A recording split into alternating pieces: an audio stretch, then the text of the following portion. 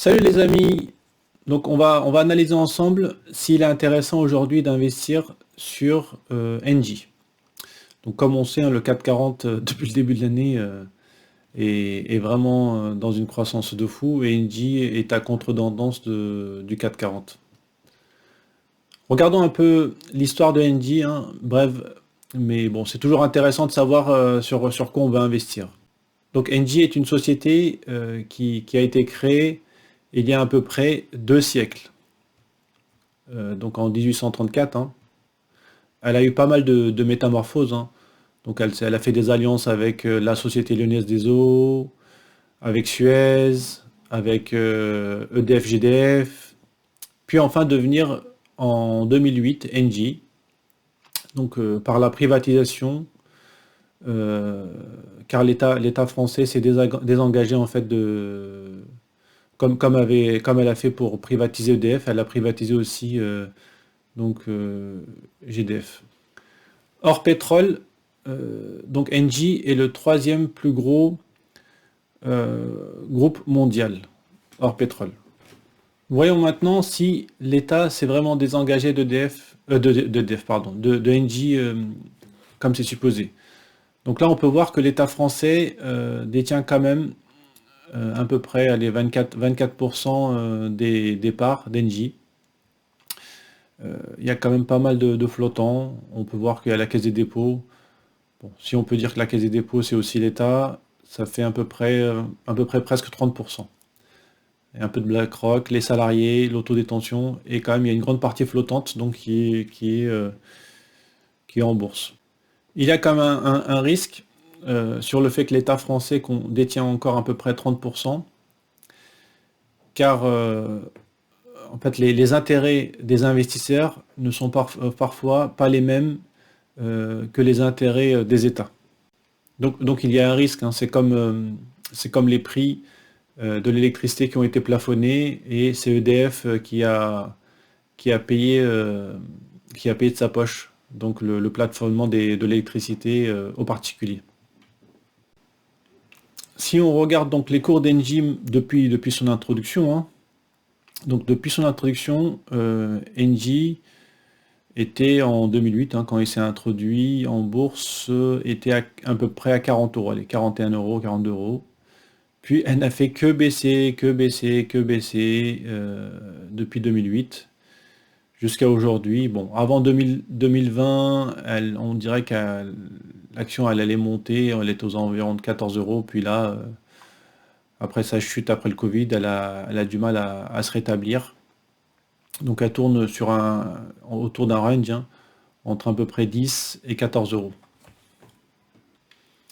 Comme on peut le voir, c'est une action quand même qui est assez risquée, hein. Quelqu'un qui l'avait acheté à 40 euros, malgré les dividendes, je crains guère qu'il revoie jamais son argent de départ, hein. Donc attention aux gens qui vous disent qu'une action, ça se garde à vie. Aucune action se garde à vie et des fois, il y a des bons timings où c'est bien de rentrer sur une action et des fois, il y a des bons timings où il faut en sortir. Voyons ensemble pourquoi le NJ a baissé cette semaine, hein. Donc à partir de mardi, hein, mardi dernier. Elle a baissé, donc UBS donc, dégrade son cours. Son cours maintenant, UBS s'attend à avoir NJ à 15 euros. Et Bank of America s'attend à avoir NJ à 12 euros. Donc le pourquoi du comment, c'est qu'il y a un risque sur le dossier nucléaire belge, donc, dont Engie devrait faire une provision de 3 milliards d'euros, liée principalement au traitement des déchets nucléaires, et aussi un plafonnement des prix du gaz, comme ça l'a été pour les prix de l'électricité. Donc voilà les deux risques majeurs. Pour les gens qui investissent sur Engie pour les dividendes, donc les dividendes sont aujourd'hui en 2021, enfin l'année dernière en 2021 c'était 0,85. Cette année, ça, je crois que ça va être rehaussé, hein. Je crois que ça va être 1 euro ou un peu plus, hein. Donc c'est une fois par année, c'est en avril, le détachement est en avril et le ratio de distribution est très bon. Il doit être aux alentours de, je crois aujourd'hui, parce que les prix de l'électricité sont hauts et Engie fait pas mal de chiffre d'affaires aux alentours là, ce qu'on peut voir ici, qu'est-ce qu'il indique? Je crois que c'est 40%, à 34%. Bon, après, quand les prix du gaz vont revenir à des prix normaux, donc Engie a d'habitude un ratio de distribution aux alentours de 60-65%. Donc le dividende est assez safe, hein. Donc il sera continuellement versé, mais attention, vous avez vu les cours d'Engie, hein, sont en perpétuelle en fait décroissance depuis 2008. Sur cette courbe-là, on peut voir que donc Engie distribuait des dividendes avant 2015 au-dessus de 1 euro. Puis elle a continuellement baissé son dividende au fur et à mesure, hein, jusqu'à se retrouver aujourd'hui à 0,85. Bon, elle revient un petit peu, hein. Donc là, on voit que la courbe, elle était montante jusqu'en de 2005-2009, puis après, elle a continuellement baissé. On voit qu'elle veut les augmenter. Donc le ratio de distribution aujourd'hui, on a dit qu'il était à peu près 40%, et que le dividende net représente à peu près allez, 8% par rapport au cours actuel.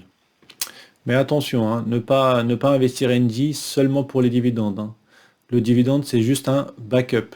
C'est au cas où les choses tournent mal, c'est au moins on a une garantie de recevoir quelque chose.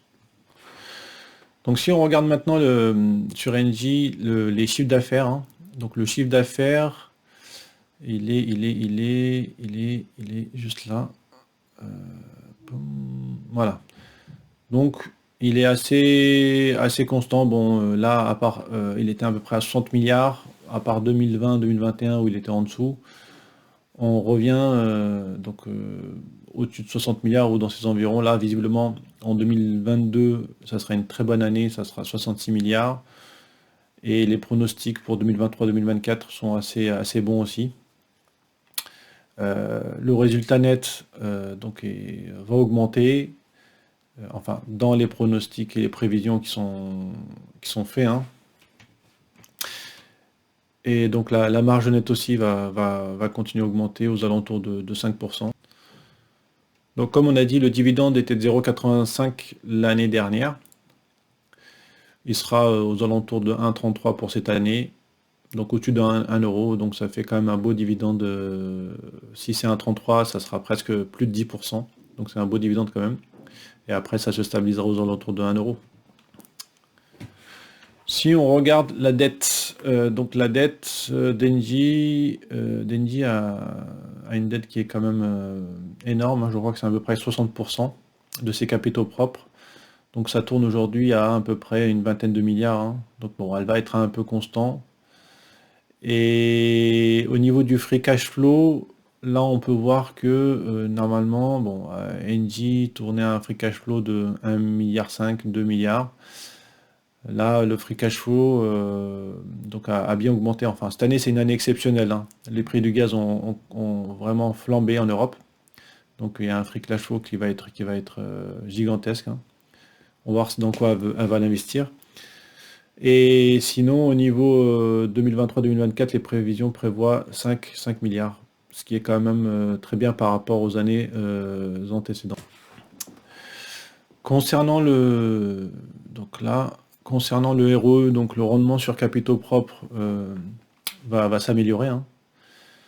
Et le rendement, bon, il va être à peu près aux alentours de 10%, sauf exceptionnellement cette année autour de 13%. Et le rendement sur total des actifs, bon, elle stagne un petit peu, hein, donc elle est aux alentours de 1,6, 1,8. Et ce qu'on peut voir ici, c'est que le CAPEX va augmenter. Donc Engie va devoir investir pour sûrement améliorer sa production ou sûrement faire des nouveaux méthaniers ou autre chose. Qu'est-ce qu'on peut dire du PER? Donc le PER, aujourd'hui d'Engie, il est plutôt à 6,5, 7.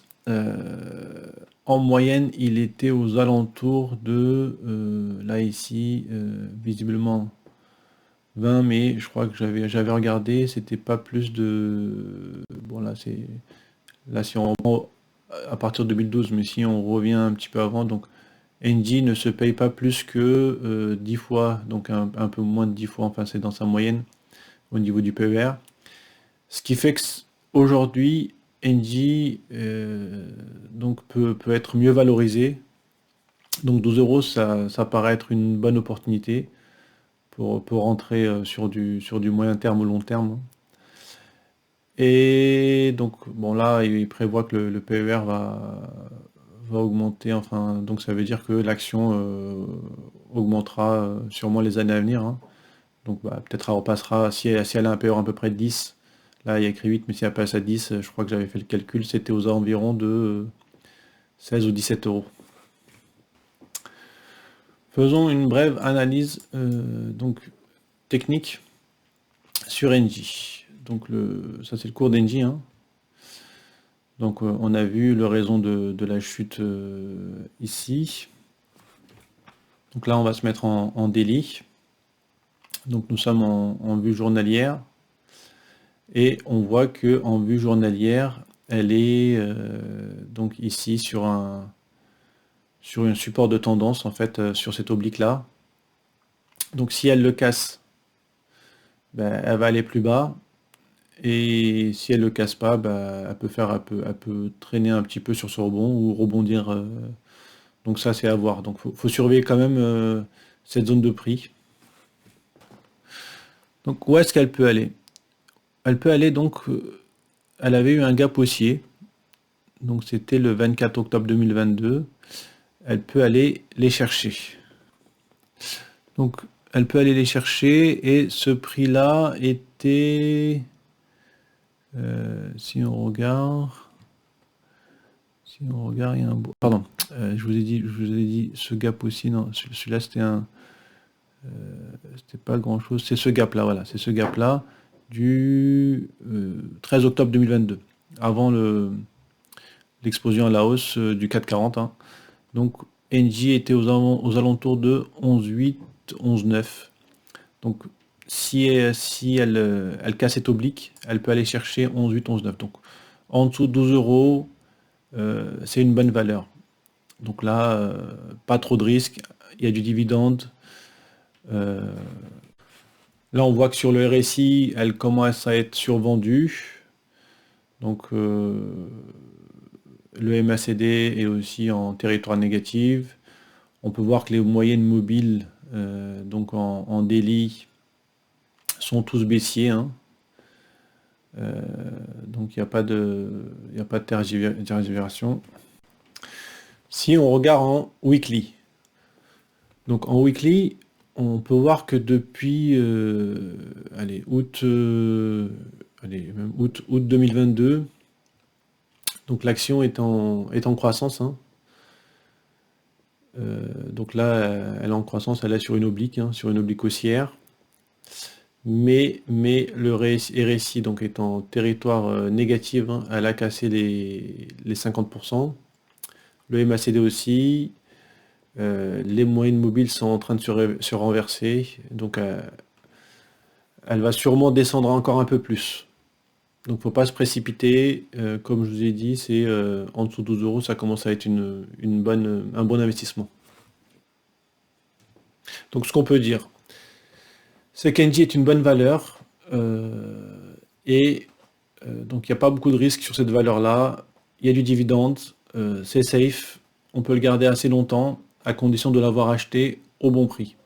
Donc vous voyez, si on l'avait acheté en 2008, on aurait perdu, allez, on aurait divisé la somme qu'on a investie par 3. Bon, même si on double avec les dividendes, ça fait que bon, on aurait perdu peut-être un tiers, au lieu d'avoir perdu peut-être 2 tiers de notre somme. Mais attention, donc il n'y a aucune action à garder à vie. Il n'y a que des actions à acheter au bon moment, au bon timing, et à vendre aussi au bon moment. De toute façon, on peut le voir là sur cette courbe-là, hein. Donc on est en trading range entre allez, 14,5 et combien? Et à peu près 10. On est en trading range entre 10 et 14 euros actuellement. C'est possible, ça peut monter plus comme je vous ai dit, puisque le PR aujourd'hui est sous-valorisé, sous-valorise l'entreprise Engie, bon, qui investit en plus beaucoup dans tout ce qui est énergie renouvelable. Donc elle pourrait rentrer très bien dans tout ce qui est ESG. Et si vous avez confiance sur le gaz actuellement, ou sur le futur du gaz, ce que Total, par exemple, Total a une confiance énorme sur le gaz, ou sur sa croissance dans le futur, donc investit pas mal sur le gaz. Engie est très bien orienté sur ce créneau-là. Donc juste un petit dernier mot là, donc sur le gaz naturel, donc la chute d'Engie aussi est due à ça, hein. C'est que les prix du gaz avaient flambé, hein, comme tout le monde le sait, étaient montés vraiment très haut. Là, donc c'était à peu près plus de 9 euros. Et actuellement, elle a été divisée par 3 depuis son plus haut sommet. Maintenant, si on le regarde en mois, donc on voit qu'on revient à des prix normaux, donc de 2015, 2016, 2017, 2018. Donc c'est à peu près ce qu'on a connu avant. Donc c'est pour ça aussi qu'Engie, le cours de l'action Engie aussi va certainement baisser. Après, voilà, sur le long terme, est-ce que ça va augmenter, le prix du gaz va augmenter? Sûrement, parce qu'il y a quand même la conjoncture en fait internationale n'est pas fait pour que le prix du gaz baisse. Donc j'espère que vous avez aimé cette vidéo. N'oubliez pas de liker, n'oubliez pas de vous abonner. Donc je vous souhaite un bon week-end. Merci, bonne journée.